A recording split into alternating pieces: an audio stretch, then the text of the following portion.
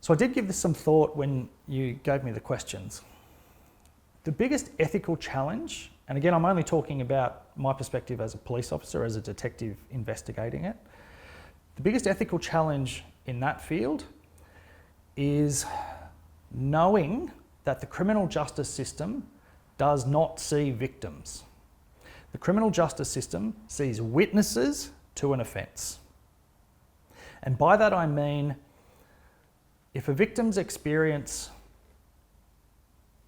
is disclosed, you take that disclosure to court. There's a whole bunch of legal processes that hear that disclosure, and then we'll eventually hear from your victim that you have been supporting and bringing along with them on that journey. But the court doesn't see a victim. The court sees someone who provides evidence and gives testimony. They are not entitled to any protection because of that status as a victim. And what that means ethically is, for instance, one of the best examples I can give you is a young woman goes to the hospital and goes to the emergency department, supported by a friend, and says, I have been sexually assaulted. The hospital enacts their sexual assault protocol, and that person should have access to a sexual assault counsellor who steps them through that process. They run through all of the prophylactics and all of the medical advice and assistance that needs to be given. And I've told this in a couple of different classes. My thoughts as a detective in that moment are, that's great, but we're on the clock. And by that I mean there is evidence that every minute that goes past, that evidence is being diluted, washed, removed.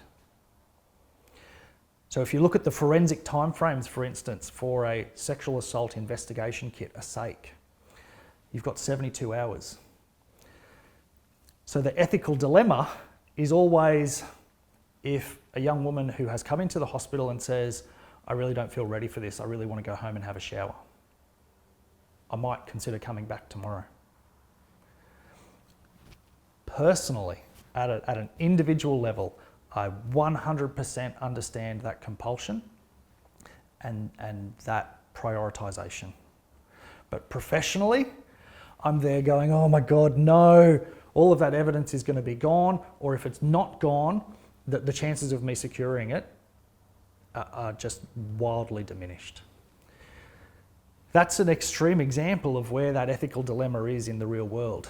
You feel that as well when you are asking a victim to come to court. Are you all set for court next week? Actually, probably not. That victim in their mind is probably in the worst mental state that they have been in for quite some time. They're probably anticipating all of the awful things that they have seen on TVs, movies and news, some of which may well be true, but you still got to get them to court. Because by that time, the 2 years of your professional life that you've invested in them, you kind of also want to see that play out in court as well.